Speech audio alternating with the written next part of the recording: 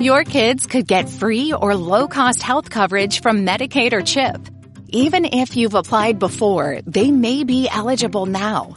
Kids up to age 19 are covered for checkups, vaccines, dentist visits, hospital care, and more. And if they already have Medicaid or CHIP, remember to renew every year. Visit insurekidsnow.gov or call 877-KIDS-NOW. Paid for by the U.S. Department of Health and Human Services. Shalom a todos, bienvenidos una vez más al programa El Camino de Dios. Les habla el More Joseph, director del Ministerio Jaim. Y gracias le doy al Dios de Abraham, al Dios de Isaac, al Dios de Jacob, al Dios y Padre de nuestro Señor Yeshua el Mesías, que nos concede una vez más la oportunidad de abrir nuestros ojos y ver la obra de su creación y a su vez estar aquí una vez más en PAB 550 en el programa El Camino de Dios, programa que llega a ustedes de parte del Ministerio Jaim, el Ministerio El Árbol de la Vida. Hoy nos encontramos en el día 14 del mes de septiembre, que equivale al día 21 del mes de Elul, según el calendario de Hillel. Quiere decir que ya estamos prácticamente a mediados de mes. El tiempo avanza, los días corren rápido y hay que aprender a aprovecharlos correctamente, no al máximo, correctamente. Porque puedes aprovechar la vida al máximo, pero la puedes malgastar en vez de ganarla. Como dijo el maestro Nazaret, ¿de qué le vale al ser humano ganar todo el mundo si malogra su alma? Y hay que tener eso en conciencia cada vez que abrimos nuestros ojos y vamos a utilizar el mundo que Dios ha creado. El Centro de Estudios Hebraicos El Camino Nazareno, del cual yo soy director, se encuentra ubicado en la carretera 511, kilómetro 1.8 del barrio Real Anón en Ponce. Allí nos reunimos todos los sábados a partir de las 9 de la mañana, perdón. Nuestros servicios comienzan a las 10 de la mañana y decimos servicios, realmente es nuestra reunión. Y con el favor del Eterno, estaremos próximamente comenzando un poco más temprano, una vez que tengamos en nuestro centro de estudio el rollo de la Torá que salimos a buscar en estos próximos días. Si usted desea visitarnos, le extendemos la más cordial bienvenida para que pueda conocer el pensamiento nazareno de los escritos nazarenos, o sea, el Mesías judío, y que nació de la familia de Judá y que cuando regrese seguirá siendo judío. Si no lo sabían, el Mesías, de acuerdo a los escritos sagrados, se sentará en Jerusalén a gobernar el mundo. Y Jerusalén es la capital de acuerdo a la escritura, la capital del reino de Dios. Por consiguiente, el Mesías cuando regrese continuará siendo judío. En nuestro centro de estudio hablamos del Mesías judío, hablamos del pensamiento conceptual judío del mundo del segundo templo, el pensamiento conceptual de los nazarenos que rodeaba el mundo del segundo templo.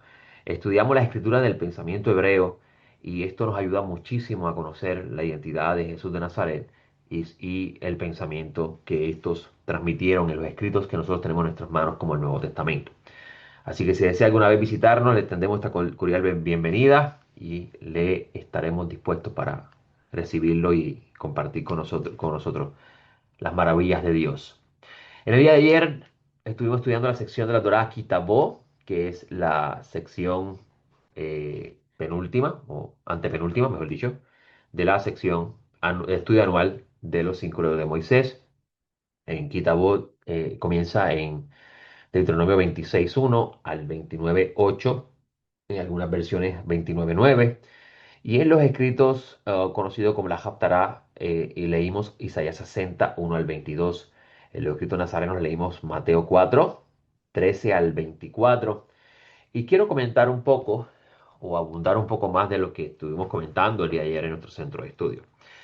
Ayer hicimos énfasis en cómo Moisés en esta sección de la Torá le dice a los hijos de Jacob que ellos habrían de entrar a la tierra que Dios le había dado a ellos en herencia para que ellos se multiplicaran en ella, la gobernaran y a partir de allí comenzaran a vivir el gobierno divino del Creador. Dios le da un día libre a la semana que se conoce como el Shabbat, le establece unas leyes de justicia, unas leyes sociales, unas leyes de equidad social, unas leyes santas y divinas que buscan corregir la injusticia que otros pueblos practicaban alrededor de ellos.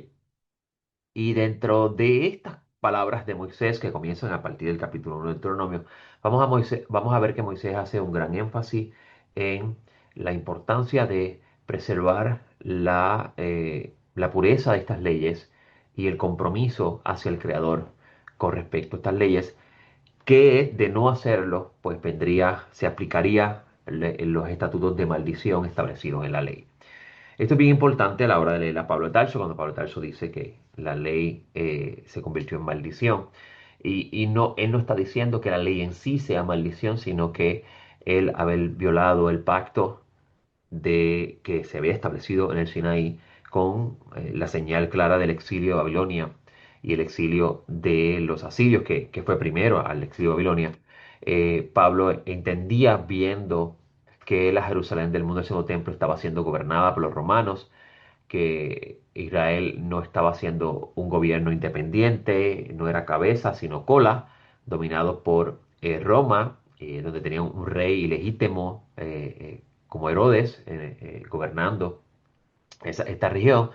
Pues Pablo entendía claramente ante sus ojos que la ley se había convertido en maldición. Y no porque la ley en sí sea maldición, porque en otro lugar vas a encontrar que Pablo de Tarso dice que la ley es santa, justa y buena, o sea que parece una contradicción. Y para poder entender estas palabras de Tarso, pues tenemos que entender lo que Moisés está hablando en esta sección. Ahora, ayer estuvimos enfatizando muchísimo en la lectura de Isaías 60. ¿Por qué? Porque Isaías 60 viene a ser después del exilio de Babilonia. Isaías va a empezar a hablar en este texto de cómo Jerusalén volvería a ser restaurada y ahora no sería construida solamente por el pueblo de Israel, sino que también sería reconstruida con la participación de las naciones. O sea que aquí claramente en este texto profético se le está dando inclusión a los gentiles en el nuevo gobierno divino que habría de establecerse en la tierra de Israel. A lo que en el versículo 22 el santo bendito sea dice que él se apresurará a hacer esto a su tiempo.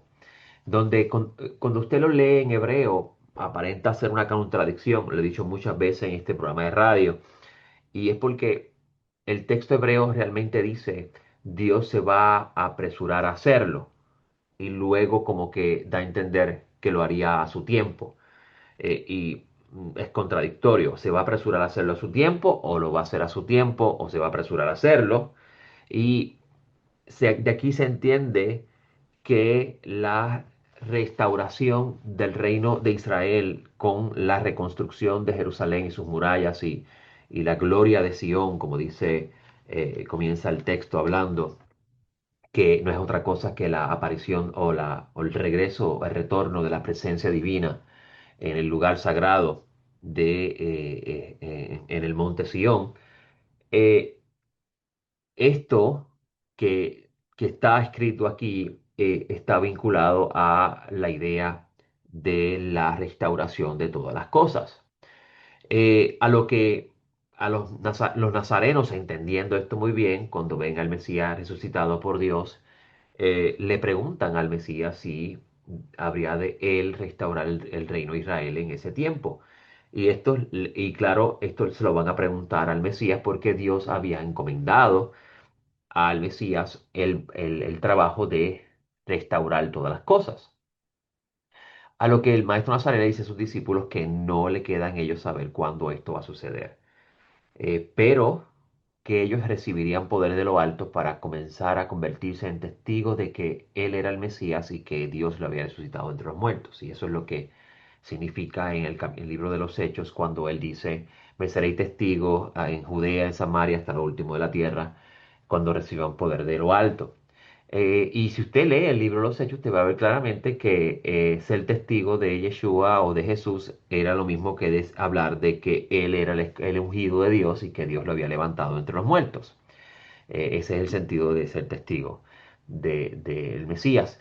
Y usted va a ver en la historia escrita por el Lucas que está reescribiendo prácticamente los sucesos y acomodando ciertas cosas con otro sentido dado al asunto de que en el tiempo de la destrucción del segundo templo y la situación de el no retorno del Mesías en esa época, pues él claramente, o él reescribe la historia a este hombre llamado Teófilo y le dice que Jerusalén ahora sería hollada por los gentiles hasta que se cumpla el tiempo de los gentiles.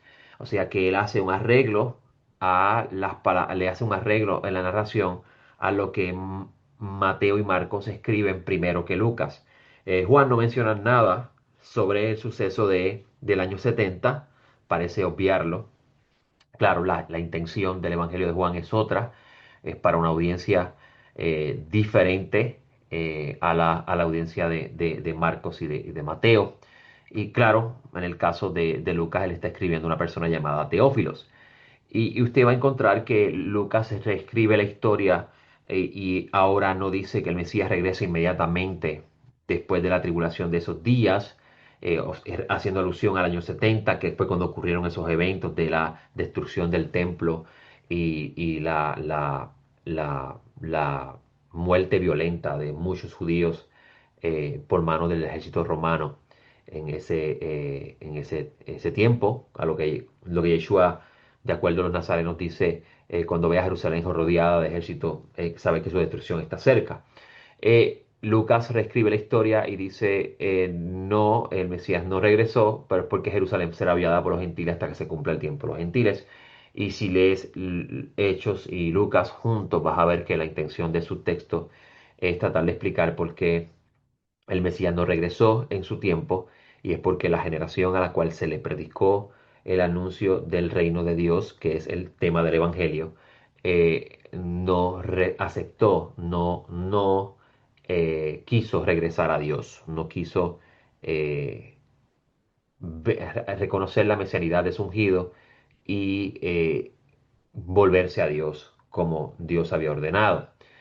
Y usted lo ve claramente en el libro de los Hechos cuando Pablo de Tarso va a diferentes sinagogas judías helenas de la dispersión. Eso es bien cómico de parte, y lo digo así, ¿verdad? Bien cómico de parte de Pablo. Pablo entra a una sinagoga judía helena. Cuando decimos judía helena nos referimos a que Pablo iba a las sinagogas fuera de la tierra de Israel, que estaba mayormente compuesta por judíos que se habían helenizado. Debe conocer un poquito de la historia del judaísmo heleno a partir de la llegada del mundo cultural de Alejandro el Grande a la tierra al Medio Oriente, pues, y a la tierra de Israel. Eh, y Pablo entraba, de acuerdo a los libros Hechos, a estas sinagogas y le decía, hablaba de que Yeshua era el Mesías, de que Dios lo levantó a él entre los muertos, que debía abandonarse la idolatría y debía jurarse sola lealtad al ungido de Dios, para que así Dios enviara a su ungido. Y vas a ver que a Pablo lo botan de esa sinagoga y Pablo decía, me voy para los gentiles. Y volvía y entraba a otra sinagoga más judía en otro lugar. Y ahí volvía otra vez y lo botaban y decía, me voy a los gentiles.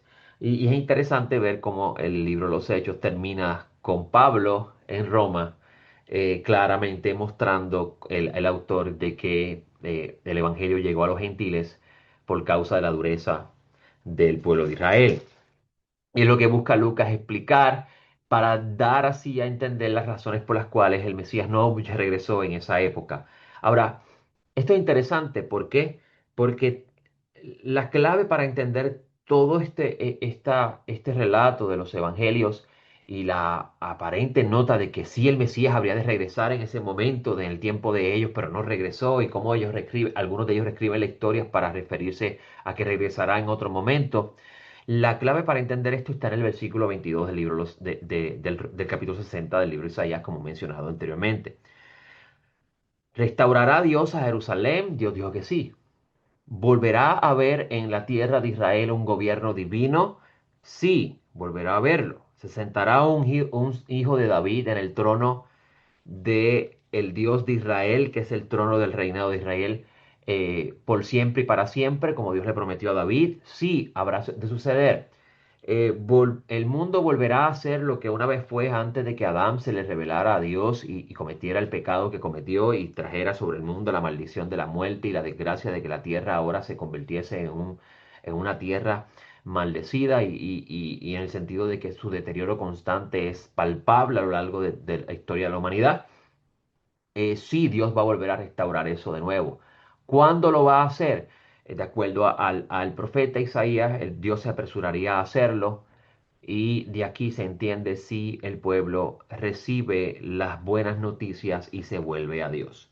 Y aquí está la clave de este texto de Mateo 4, versículo 13, versículo 13 en adelante, donde específicamente en el versículo 12 vamos a ver que Yeshua comienza a tomar el lugar de Juan el Inmersor inmediatamente que Juan el Inmersor es llevado a la cárcel. Con esto se da a entender que la eventual muerte de Juan, Yohanan ben Zeharia, que ese era su nombre históricamente correcto, él no se llamaba Juan ni era el Bautista, aunque nosotros lo conocemos como Juan el Bautista. Y para efecto de identificación voy a decir Juan el Bautista, pero debo señalar que su nombre era Yohanan ben Zeharia. Juan el Bautista fue llevado a la cárcel por los reclamos que él le hizo a, eh, a Herodías en ese tiempo. Y Yeshua, conociendo que Juan eventualmente iba a ser matado por el gobierno de ese entonces, Yeshua toma el lugar de Juan y comienza entonces a anunciar el Evangelio del Reino de Dios. Y aquí hemos dicho muchas veces en este programa, y lo seguiremos mencionando, que el Evangelio del Reino de Dios no es un mensaje, amigo que me escucha, de usted librarse del infierno y ir al cielo el día de su muerte. Lamento decirlo así, pero esa es la realidad histórica de lo que tenemos ante nuestros ojos. La reinterpretación de estos textos a llegar a estas conclusiones teológicas es el producto de la reinterpretación filosófica que los gentiles le comienzan a dar a estos libros que fueron escritos por judíos con pensamientos conceptuales judíos. En los siglos 3 4 en adelante donde comienza a hablarse del reino de Dios en los cielos, de las mansiones que están en los cielos esperando por nosotros, y de ustedes subir al cielo y vivir allá con Dios para siempre. Eso es la reinterpretación helena o podemos decir griega filosófica que comienza a dársele a unos textos que están hablando de otra cosa, están hablando de lo opuesto. Se entendía como el lago de fuego y azufre, se entendía el lago de fuego y azufre como un lugar donde Dios tiraría todo lo que sería borrado para siempre. Y lo hemos dicho en otro programa aquí en este radioemisora, WPAB. Si la intención del lago de fuego y azufre es que las personas estén por siempre y para siempre allí gritando dolor y llanto, ¿por qué Dios tiene que tirar allí la muerte? La muerte, una persona tiene emociones, tiene alma la muerte, y la escritura dice que la muerte sería lanzada allí. No tiene sentido usted pensar de que el lago de fuego y azufre es este lugar. También usted tendría que tratar de reconciliar la idea de que el cuerpo humano entonces en el fuego no se deteriora. Y usted pues va a estar con su cuerpo allí gritando toda su vida. Y estos son, y lo digo con mucho temor delante del cielo, estos son reinterpretaciones posteriores a lo que originalmente se trataba de exponer con las ideas del Sheol, el Gehinnom y el lago de fuego y azufre que ve usted en los escritos nazarenos. Así mismo sucede con el concepto del reino de los cielos. Cuando Yeshua comienza a decir, arrepentíos porque el reino de los cielos se ha acercado. El reino de los cielos es una forma de referirse al reino de Yud-Hei, Vav-Hei, o el reino de Hashem. Hashem significa el nombre. O el reino de Yahweh o Jehová, de acuerdo a cómo usted pronuncia el nombre sagrado, cosa que nosotros pues de certeza no sabemos.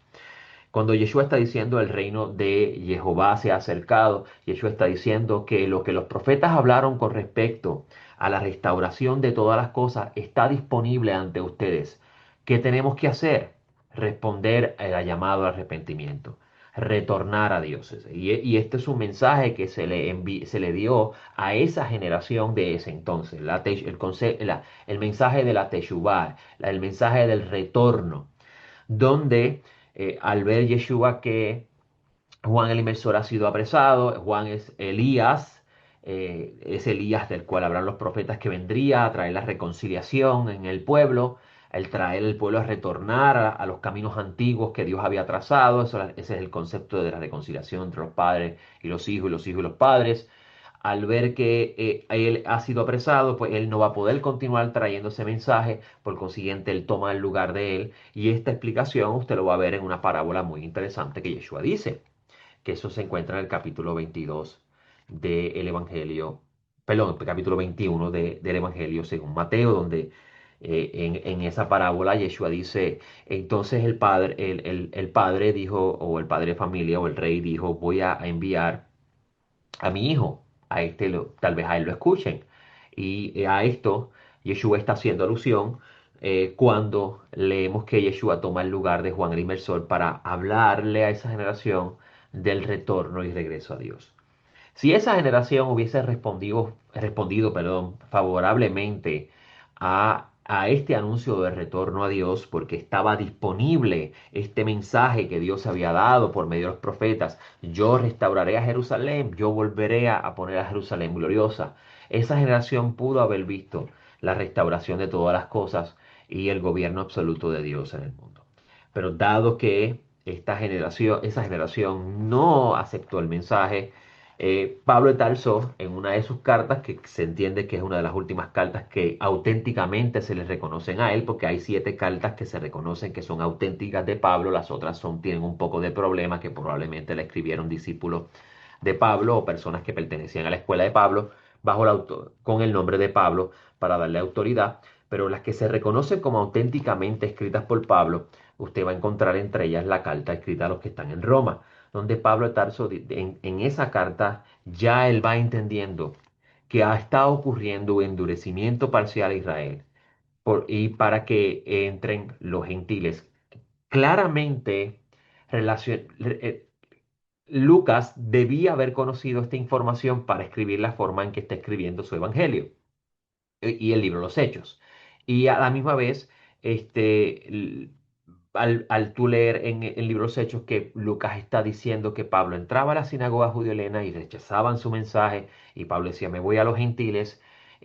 Cuando Pablo escribe esta carta a los de Roma, ya Pablo está entendiendo de que Israel está siendo endurecido y es que esto es un plan de Dios. Pero ¿por qué Israel ha sido endurecido? ¿Porque Dios quiso endurecer a Israel o porque eventualmente Israel quiso endurecerse? Es la pregunta que debemos hacernos a lo largo para entender este mundo de los escritos nazarenos que nosotros pues estamos sacando a la luz, que pocas personas conocen porque la historia la han cambiado, podemos decirlo así. La razón para poder entender este endurecimiento, si es que realmente Dios los endureció o fue un proceso de endurecimiento automático donde Dios entonces lo acaba de endurecer, hay que entender la historia del faraón. Cuando vamos a la historia del faraón de Egipto, Dios le dice a Moisés que él va a endurecer el corazón del faraón.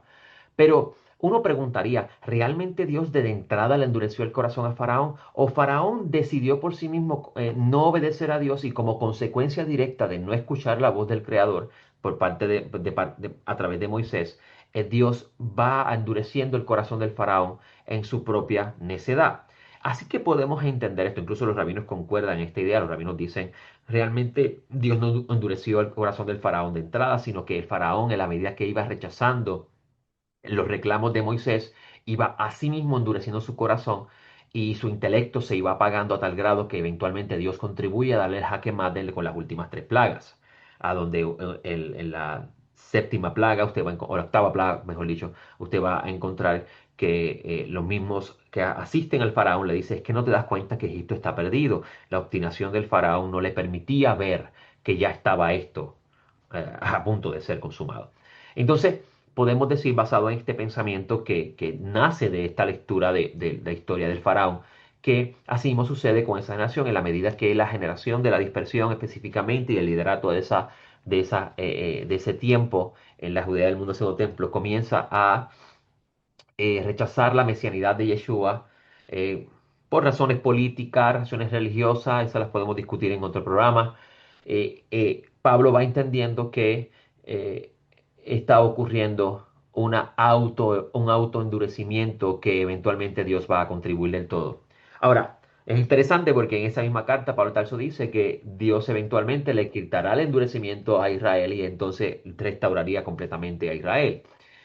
Cuando cita el texto de el nuevo pacto y no acordarse más de sus pecados. Entonces, podemos decir que eh, la, la aceleración de la redención y la restauración de todas las cosas del cual habla Dios en el capítulo 60 de Isaías, y no solamente en Isaías, sino en otros rollos de los profetas, estaba a disposición en esa generación con el mensaje que trajo Juan el Inmersor, luego Yeshua y luego sus discípulos, como narra el libro de los Hechos. Pero esa generación, al rechazar o no querer volverse a Dios, Dios no dice, ahora, pues ahora salgo de ti, Israel, y me voy a buscar un pueblo nuevo, y se va a llamar ahora la iglesia de los gentiles, y ahora a ellos les voy a dar el reino de los cielos, pero va a ser en el cielo. No, el profeta claramente dice que Dios se apresurará a hacerlo a su tiempo. Quiere decir que podemos entender que el avance o la rapidez de la redención estuvo disponible en esa generación si la generación hubiese aceptado el mensaje de arrepentimiento que se le trajo. Incluso si usted lee una de las cartas de Pablo, usted va a encontrar que Pablo mismo se incluye. Pablo dice, nosotros que hemos alcanzado el fin de los tiempos, Pablo se incluye en esta fórmula de que él entiende que él está viviendo el fin de los tiempos. Por eso decimos en nuestro centro de estudio que Pablo nunca pensó que las cartas de él se iban a convertir en parte de una nueva Biblia y que sus cartas iban a ser leídas 2000 años después. Él no tenía eso nunca en mente. Para él, lo que está escribiendo y lo que está hablando, incluso no tenemos nada de lo que Pablo habló personalmente cuando él fue a los lugares. Eso, esas cartas estaban siendo escritas para esa generación en esa generación. Así que esto es clave para entenderlo. Ahora, el profeta dice que Dios lo va a hacer o se va a apresurar a hacerlo y también dice a su tiempo. Y aquí es donde nos queda a nosotros entender el ejercicio del principio primordial que Dios le va a enseñar a Habacuc, que se conoce como la fe. Y ayer estuvimos hablando de este capítulo, de este libro de Habacuc, donde Habacuc está viendo que la injusticia está gobernando la tierra donde él vive. El gobierno de su pueblo ha abandonado la ley. La ley ha perdido poder sobre el pueblo, porque los que tienen el deber de ejecutarla no la están ejecutando. Y él entiende que por esa razón Dios va a enviar los caldeos. Los caldeos van a llegar allí a la tierra, a arrasar con la tierra, destruir todo aquello, llevar los prisioneros porque han desobedecido el pacto de Dios y han tirado al suelo la sagrada ley. Pero él va a ver que él le va a preguntar a Dios, ¿y dónde tú estás? ¿Hasta cuándo? ¿Por qué tú no salvas? ¿Cuándo tú vas a intervenir y vas a resolver todo esto? ¿Cuándo entonces los caldeos van a ser destruidos y van a ser desaparecidos? ¿Y cuándo los injustos en nuestra tierra van a ser desaparecidos también? A lo que Dios le dice, escribe en una tablilla esto que te voy a a mostrar. Escribe en una tablilla esto que te voy a mostrar. Y le dice Dios que esta visión va a ser para un tiempo definido. Eh, Va a ser para un tiempo donde Él lo va a hacer. En ese texto de, de Habacuc, Dios dice, yo lo voy a ejecutar. Esto va a ocurrir. Los caldeos van a venir, yo voy a traer justicia a la tierra, luego yo voy a restaurarlo todo, pero aquí la clave de todo esto es que el que practica la maldad está envanecido, pero el justo vivirá por su fe. ¿Y cómo que el justo vivirá por su fe? Lo que está diciéndole Dios a Habacuc es que el justo vivirá por su fe de creer, por su creencia, por su lealtad de saber de que ese día va a llegar, Dios va a intervenir sobre la creación. Dios va a borrar de la tierra lo que hacen el mal. ¿Cuándo? ¿Cuándo va a suceder? Habacuc dijo esto hace más de 2000 años y no ha sucedido. En el tiempo de Yeshua pudo haber sucedido. No pasó. 2000 años han pasado y no ocurre nada. ¿Será esto verdad o es puro mito e ilusión humana? Por eso es que el mismo Pablo de Tarso utiliza esa cita para referirse para hablarle a su generación, porque Pablo nunca pensó que eventualmente las otras generaciones van a, a utilizar sus cartas para crear nueva teología. Pablo está hablando de esa generación con respecto a la fe en que Yeshua va a descender del cielo, a la fe de que ese día va a llegar y que lo que tienen que reconocer es que Yeshua es el Señor y que Dios lo resucitó entre los muertos para que puedan participar los gentiles de esa salvación que Dios había prometido a Israel y al mundo entero, a los justos que aguardan su redención. El tiempo se me ha acabado, le doy gracias al Eterno por este espacio, le doy gracias al Eterno porque la familia de PAB me ha dado la oportunidad de poder estar muchos años con ustedes y yo espero poder tener más tiempo con ustedes, o sea, más programas para poder compartir con ustedes este mundo de la Biblia que muy pocas personas conocen.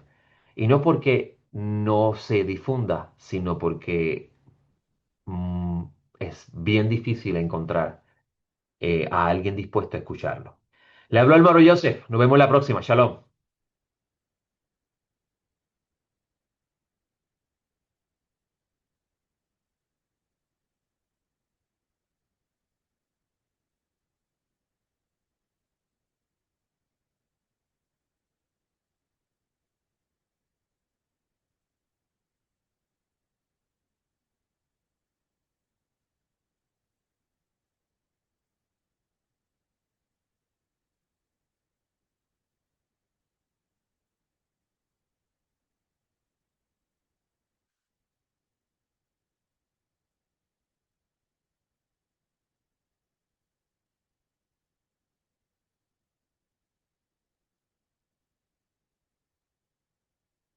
Weight loss solutions are not one size fits all. Hers makes it simpler to get started and stick with a weight loss plan backed by expert guided online care that puts your weight loss goals first. These include oral medication kits or compounded GLP-1 injections. Through Hers, pricing for oral medication kits start at just $69 a month for a 10-month plan when paid in full upfront. No hidden fees, no membership fees. You shouldn't have to go out of your way to feel like yourself. Hers brings expert care straight to you with 100% online access to personalized treatment plans that put your goals first. Reach your weight loss goals with help through Hers. Get started at forhers.com/4u to access affordable doctor-trusted weight loss plans. That's forhers.com/4u,